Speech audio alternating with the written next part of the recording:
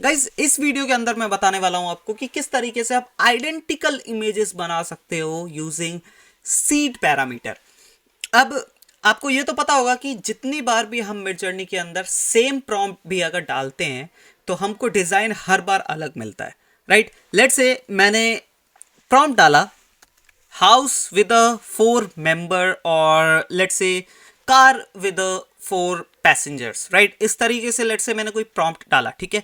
अब मैं पहली बार तो अगर मैं प्रॉम्प्ट डालूंगा तो मेरे को जो 4 डिजाइन्स मिलेंगे, 4 इमेजेस मिलेंगे, डिफरेंट मिलेंगे।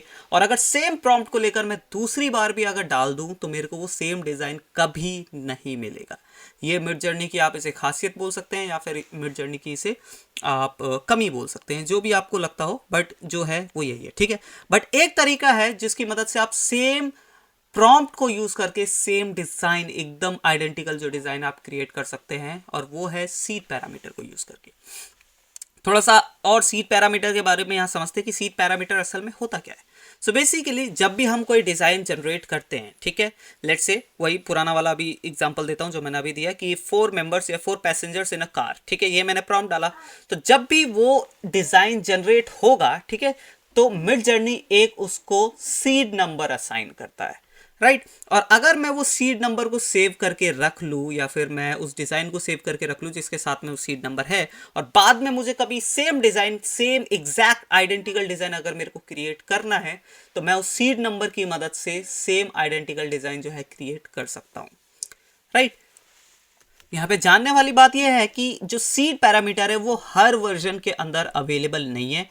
जो बेसिकली अवेलेबल तो दोनों के अंदर है, ऐसा नहीं है कि बिल्कुल ही अवेलेबल नहीं है। हाँ, अवेलेबल आपको मिल जाएगा, लेकिन जो वर्जन 1, 2, 3 या फिर जो टेस्ट वर्जन्स थे, अगर उसके अंदर आप सीड पैरामीटर को यूज करेंगे तो आपको एग्जैक्ट आइडेंटिकल डिजाइन नहीं मिलेगा। उसमें जो आपको कंपोजिशन है, कलर है, डिटेल्स है, वो एग्जैक्टली सेम देखने को मिलेंगे, लेकिन जो पूरा ओवरऑल डिजाइन होगा वो एग्जैक्टली आइडेंटिकल देखने को नहीं मिलेगा। लेकिन ऑन दी अदर हैंड अगर आप जो नए न्यूअर वर्जन है लाइक 4, 5, 5.1 या फिर नीजी जो वर्जन है, नीजी आपको पता होगा जापानीज वाले जो डिजाइन क्रिएट करते हैं, तो ये वाले जो वर्जन है इनके अंदर अगर आप सीड पैरामीटर को यूज करें तो एकदम आइडेंटिकल डिजाइन आपको मिलेगा। थोड़ा सा भी आपको जो है चेंजेस, डिफरेंस देखने को नहीं मिलेगा। अब चलिए, ये तो थी थोड़ी सी थियोरेटिकल बातों बातों में मैंने आपको बताया किस तरीके से क्या होता है। चलिए डायरेक्टली चलते हैं मिड जर्नी के ऊपर एंड प्रैक्टिकल करके देखते हैं किस तरीके से जो ये सीड पैरामीटर वर्क करता है। अब यहाँ पे गाइस मैं सिंपली मिड जर्नी के अंदर आ चुका हूं, मैं यहाँ पे न्यूबी सेक्शन में हूं, ठीक है। अब यहाँ पे मैं एक इमेजिन कमांड डालूंगा और यहाँ पे प्रॉम्प्ट लिख देता हूं। कुछ भी हम प्रॉम्प्ट डाल देते या फिर let's say same he prompt डाल देते जो मैंने आपको बोला था, 4 पैसेंजर्स इन अ कार।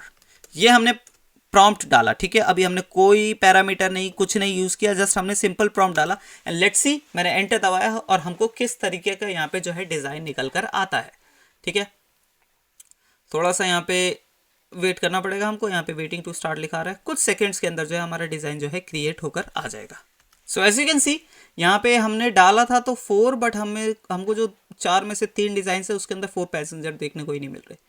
इस वाले डिज़ाइन के अंदर जो है हमको पैसेंजर 4 देखने को मिल रहे हैं। एनीवेज वो तो बात की बात है, वो तो प्रॉम्प्ट किस तरीके से लिख रहे हैं उस चीज़ के ऊपर डिपेंड करता है, बट हमारा जो मेन यहाँ पे मोटिव है वो है सीड पैरामीटर को यूज़ करना।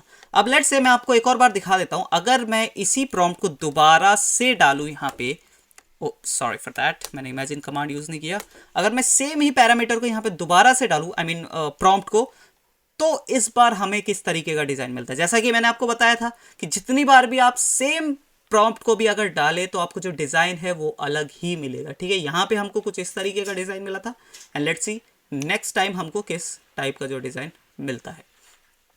इन द मीनवाइल हम क्या करते हैं, इस वाले डिज़ाइन को जो है हम हमारे पर्सनल मैसेजेस पे जो है भेज देते हैं। पर्सनल जहाँ पे चैट होती है मिड जर्नी पे, वहाँ हम भेज देते हैं। तो उसके लिए आपको जैसा कि मैंने बताया था रिएक्शन ऐड करना पड़ता है, और ऑनवलप जो रिएक्शन है अगर आप उस रिएक्ट करेंगे तो जो आपका मिड जर्नी बॉट है आपको सेम डिज़ाइन आपके उसमें भेज देता है। और वो क्यों मैंने किया ये भी मैं आपको बता दूंगा अभी, ठीक है। आई थिंक हमारा जो सेकंड डिज़ाइन है वो भी क्रिएट हो चुका होगा। यहाँ पे ये देखिए, इस बार जो डिज़ाइन है बिल्कुल ही डिफरेंट जनरेट हुआ है। इस बार 3 में से, आई मीन 4 में से जो 2 इमेजेस के अंदर जो है पैसेंजर्स 4 हमको मिले, इवन इसके अंदर तो 5 पैसेंजर्स है, ठीक है। तो ऑब्वियसली डिज़ाइन अलग आया है, जैसा कि मैंने बताया था और जैसा कि आपको भी ऑलरेडी पता होगा। ठीक है, अब यहां पे मैं चाहता हूं कि सेम यही डिजाइन मैं नेक्स्ट टाइम भी अगर मैं ये पैरामीटर ये प्रॉम्प्ट डालूं, passenger 4 passengers in a car, अगर मैं ये पैरामीटर नॉट पैरामीटर, बार बार पैरामीटर ही निकल रहा है, अगर ये प्रॉम्प्ट मैं दोबारा से डालूं मिड जर्नी के अंदर तो मैं सेम इमेज जनरेट कर पाऊं, मेरी ये इच्छा है। ठीक है, और वो कैसे कर सकते हैं? सीड पैरामीटर को यूज करके। सीड पैरामीटर को यूज करने के लिए मुझे चाहिए वो सीड नंबर, ठीक है, जो हर इमेज के साथ जनरेट होता है, जो हर जनरेशन के साथ जो एसोसिएट होता है, वो मैं कैसे निकाल सकता हूँ? वो यहाँ पे जो है, मैं ये पब्लिक चैट के अंदर है, मैं नहीं निकाल सकता, मेरे को उसके लिए प्राइवेट चैट के अंदर जाना पड़ेगा। तो प्राइवेट चैट में इसको, इस डिजाइन को कैसे भेजा जा सकता है? अभी जस्ट मैंने आपके सामने परफॉर्म किया था रिएक्ट करके, ऑनवेलप रिएक्ट किया मैंने इस डिज़ाइन के ऊपर, और ये जो डिज़ाइन है मेरे प्राइवेट चैट पर जा चुका होगा। यहाँ पे देखिए 2 मैसेजेस आ चुके हैं। मैं एक बार क्लिक करता हूँ प्राइवेट चैट के ऊपर, एंड यहाँ पे जो मेरे को दोनों डिज़ाइन है जो आ चुके हैं, ये पहला वाला, ये दूसरा वाला, एंड इसी के ऊपर जो है आपको सीड नंबर यहाँ पे दिख रहा होगा।